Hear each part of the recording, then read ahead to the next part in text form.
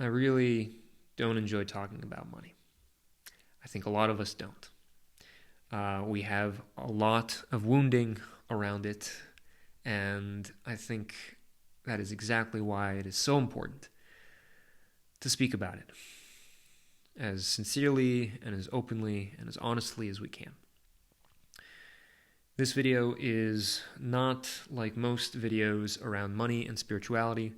It is not just talking about money as a form of energy and then trying to show you different energy tricks or using the law of attraction to bring more money into your life.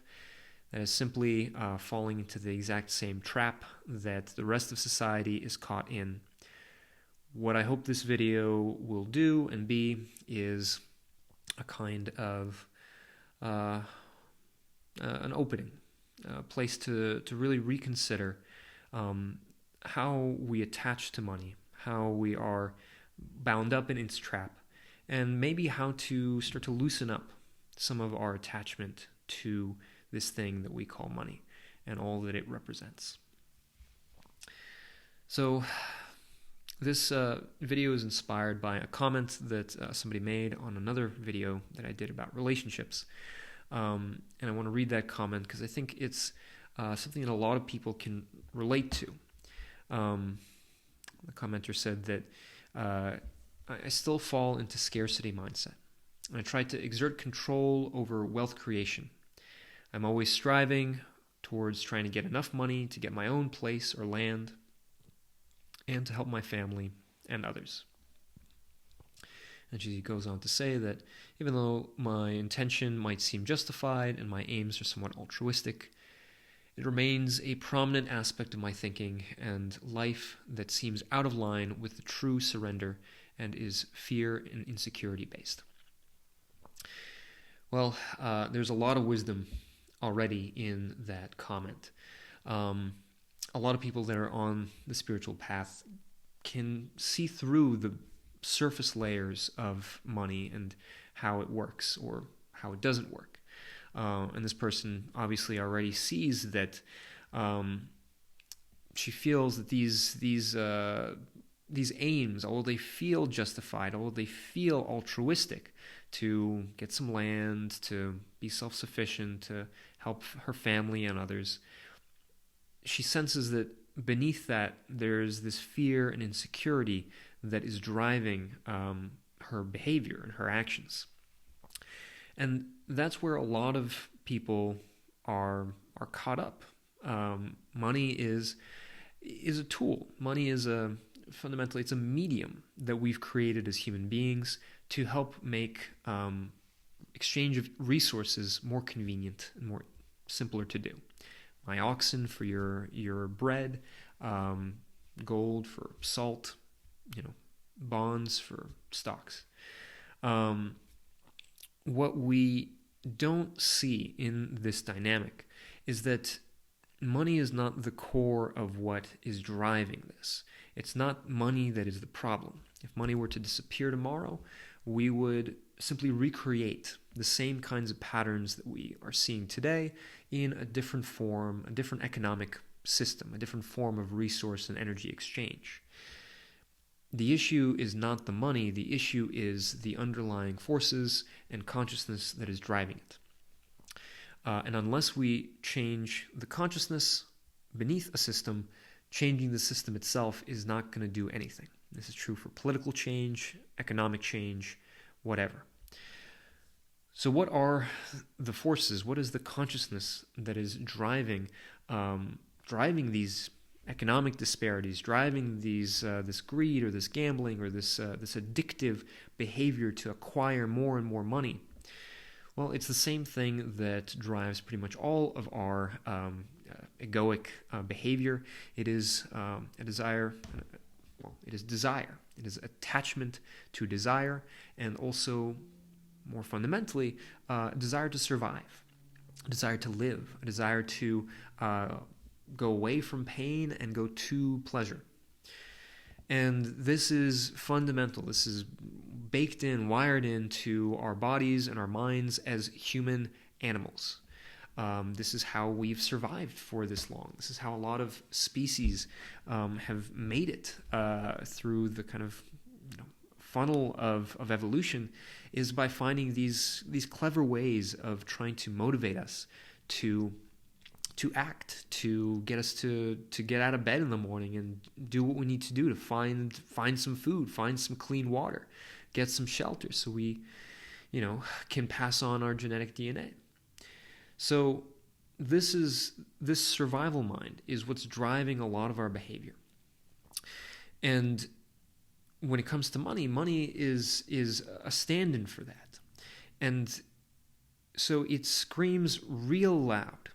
It's like alarm bells going off when we don't have enough of it, and it's also like fireworks when we get a bunch of it, because it's the thing that we can convert like magic into pretty much all the other things that we desire.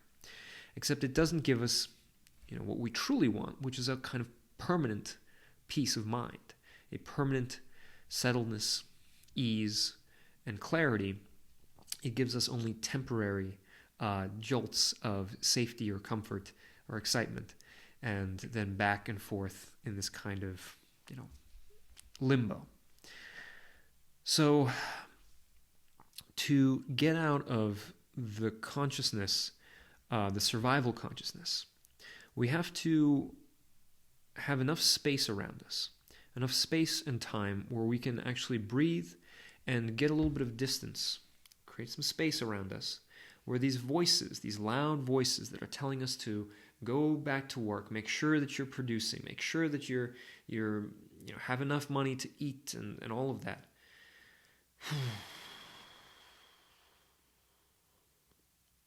Clear space around yourself.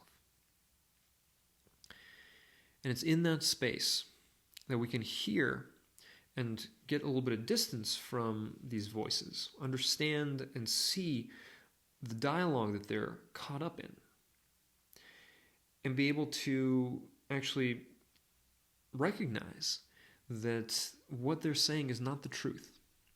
What they're saying is not the ultimate truth of what we know is really valuable, what we know is really worthwhile, which is the ever-present wealth of every single moment. At any moment, when we're truly present, we feel that we have the whole of the world, the whole of the universe is ours. Any breath, any moment you experience is completely and totally yours. You have the whole of the sky above you. You have the whole of the earth beneath your feet. And as you walk and as you breathe and as you dance and as you laugh, you have all of life. And there's nothing, no amount of money in the world that can give you that or can bring it back once it's gone. It's only ever here, right now, in the here and now, in the present moment. And if you have that presence, then you have everything. And if you don't, then you have nothing. And you will constantly be searching. You will constantly feel a lack, a not enoughness, a sense of scarcity. That no matter how much money you bring into your life, it falls through it. It's like water through a sieve. It just pours through your fingers. And you will never, ever have enough of it, because that's the nature of anything that is impermanent. It is impermanent. That peace, that calm, that centeredness, that clarity, that is what we really want. And so the question becomes not how do we manipulate this energy field to get more money in a consistent way. It's how do we come to a place of peace and ease where we can be all right, in fact, wonderful, exactly where we are, with exactly how much money we currently have, with exactly the job that we currently have, and feel just great, just beautiful, just dandy to be alive. And if we go a step further and we have a true, experience of non-duality, what people often find when they have these real openings is that they actually end up losing a lot of motivation. In fact, they have pretty much almost no motivation to get up and go to work, to go and make more money. And it ends up being kind of a puzzle for them. It was for me. It was actually one of the first surprising things that I noticed is like, how am I going to make money? How am I going to make sure that I have a roof over my head or food on the table? Like I have no desire to go and work anymore. And yet I live in a culture, in a society, in a structure that's expected. That's the way that things work. And so it ends up being this kind of puzzle where you feel totally all right and wonderful in the moment. And yet there's a part of you, the part that's still conditioned to think about the future and think about survival, that's kind of ringing its alarm bell. But wait a second, but we feel great right now, but what about in the future? What if what happens when we don't have food on the table? And the answer to this is that once we let go, once we clear this space, and we really settle into ourselves, and we can get to a place where we relax these panicked parts of us for long enough that we can hear the true call of our soul, the true motivating energy of divine intelligence, we can start to realize that actually there is a natural way, a natural inclination or pull that has been acting on us all our lives. It's always been there, but it's been so subtle and quiet that we haven't heard it amidst this noise of fear and desire. And with that quieted down, we can actually start to feel the pull and the tug of what we actually want to do with our life and our time. What is it that we actually feel called to do? What is our calling in this world? And really, this emerges as something unique for every human being, for every individual.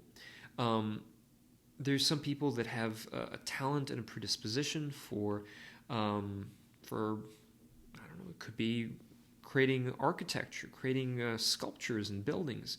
It could be creating beautiful poetry or works of art. It could be organizing and building, bringing people together as a leader, as somebody that wants to create more abundance in terms of the natural world, in terms of a shared existence. The point is not that it's not that we need to stop doing what we are currently doing in the world. The point is that when we tune in to this subtle motivation, we can actually feel what we are called to do in this world, how we can use our gifts and our particular form and embodiment to serve the world in a conscious way. How do we go out into the world, and no matter what job we end up doing, if it feels right, if it feels aligned, we can use that as a medium, as a vehicle, as a channel through which to let consciousness and light into the world. Whether it's through, serving people as a tattoo artist and, being there as someone that draws and creates these symbols that are beautiful, that are personal, that are unique. And regardless of maybe the thing that you create, even the interaction with another person becomes personal, becomes an opportunity to impart some love, some compassion, some consciousness to another person. You could do this as a farmer. You can do this, with whatever you create or however you care for people. The thing that you do when you drop into the center of your being, you can hear what you are being pulled and called towards. And oftentimes, this is something you've probably been pulled towards ever since you were younger. Something that maybe is a something you've felt you're meant to do in this world. And once you start on that path, once you start to do this kind of work, the money that you make, it becomes clean.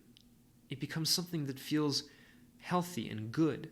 Like there's a fairness in the exchange of energy that happens when you're doing something with real integrity, with real sincerity and honesty, doing good quality work at a price that is fair, both to you and to the other person.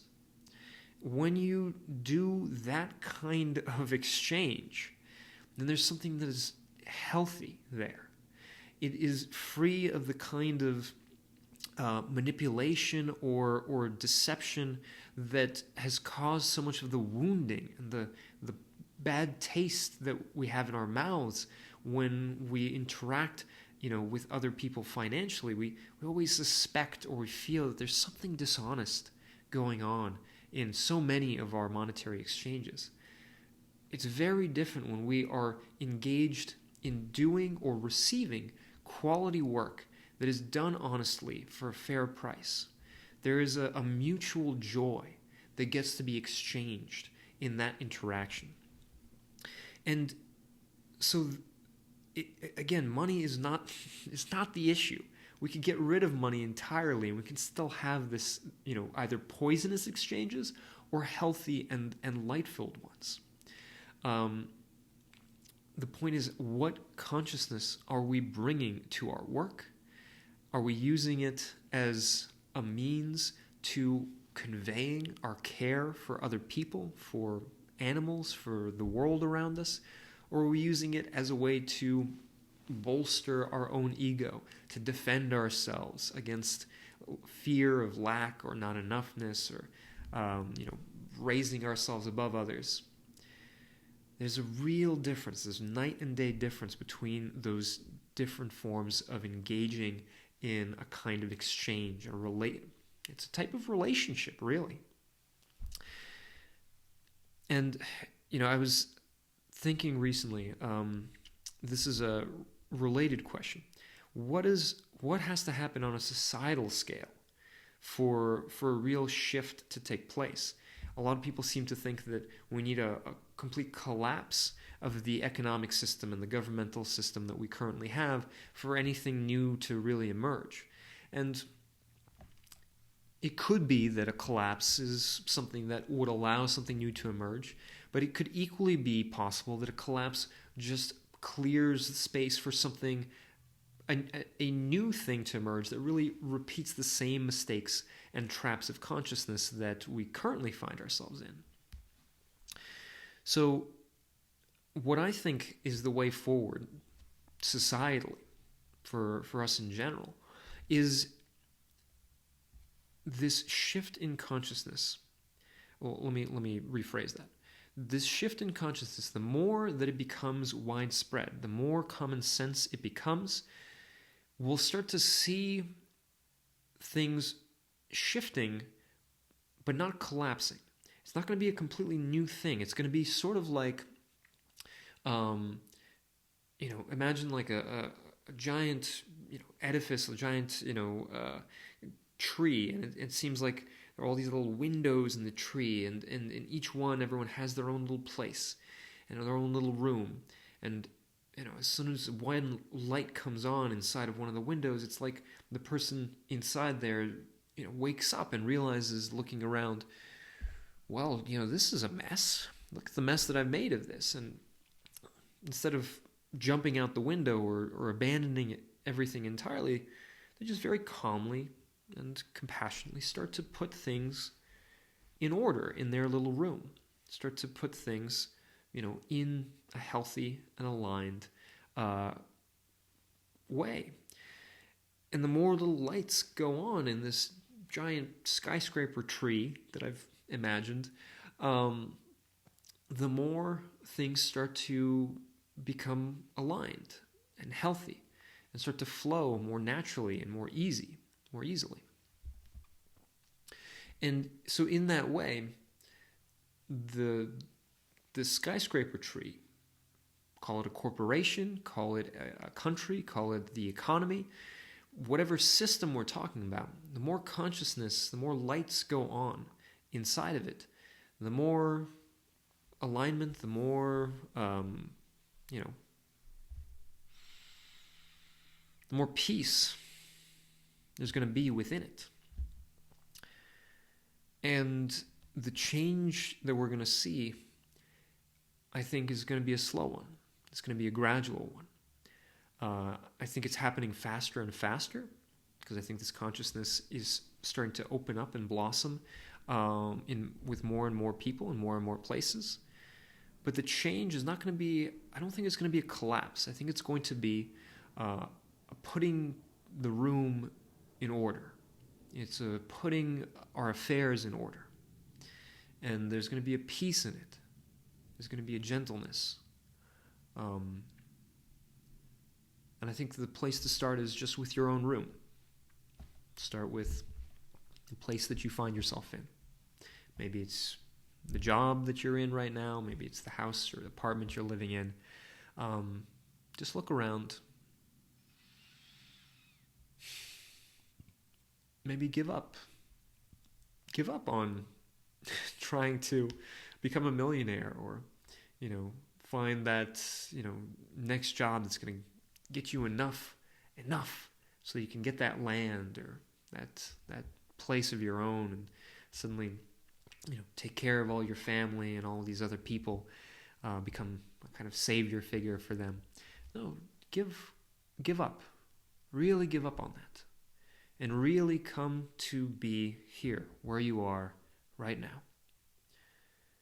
And ask your heart, ask your soul, what is it that you are asking of me? What is it that I'm being called towards? Listen and hear what it has to say. Because it's probably been trying to tell you this for pretty much your whole life. And when you hear and when you follow, carry out its requests, its actions, things are going to start to change for you. There's going to be a greater honesty and sincerity and integrity in what you do. And making or spending money will no longer feel painful or shameful or any of the things that it did before. It will be simply just another natural flow of energy, just like the sun coming up and shining down its warmth, just like water running through a river. It will just be a natural expression of the ways in which we relate to one another. It will be an expression of care, an expression of love, an expression of fairness. And yeah, that's the kind of world that I want to live in. And luckily, we don't have to wait for the whole world to get on board for us to start living and feeling that for ourselves. The only person that we need for that is ourselves. I hope that you enjoyed this video. Money is not something that's easy to talk about. If you want some more guidance around whether it is money or different forms of attachment or hang-ups that you find yourself caught in, I do work with people one-on-one. So if you're interested in a free consult, you can find a link in the description below this video. That is part of how I relate to others in this kind of way. And I hope to see you in another video soon. If you have any other ideas, drop them in the comments. And again, my name is Daniel Lev Shkolnik. I'll see you soon.